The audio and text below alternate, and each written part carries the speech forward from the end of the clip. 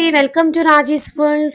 ఇవాళైతే మా యోగితకి బాగా ఇష్టమైన సేమియా పాయసం అండి. మా యోగిత ఎక్కువ సేమియా పాయసం అని కూడా అందండి, దాన్ని ఎక్కువగా నూడిల్స్ పాయసం అంటది. మరి నూడిల్స్గా ఉంటాయేనో ఏమో.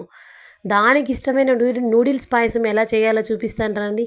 ఫస్ట్ అయితే ఆల్రెడీ నేను బాదం పప్పు, జీడిపప్పు కట్ చేసి పెట్టుకున్నానండి. ఒక బాండీ తీసుకొని 3 టేబుల్ స్పూన్స్ నెయ్యి వేసుకున్నాను.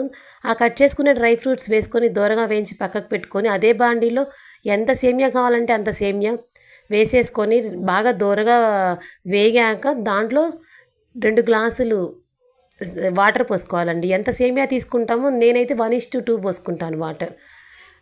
ఈ వాటర్ దాంట్లో బాగా ఉడికేసరికి ఒక 5 మినిట్స్ పడుతుందండి. నేనైతే సిమ్లోనే ఉడకపెడతానండి.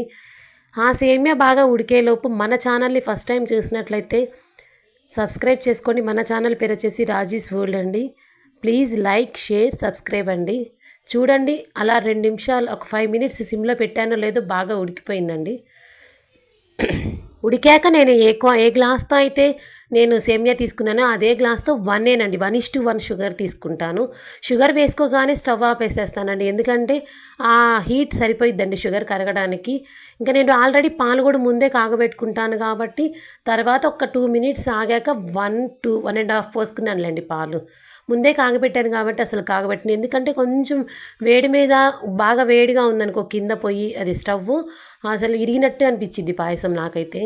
అందుకని నేను అసలు స్టవ్ ఆపేసి పాలు పోస్తానండి. తర్వాత మనం ముందుగా వేయించుకున్న డ్రై ఫ్రూట్స్ వేసుకోవాలి, అంతే.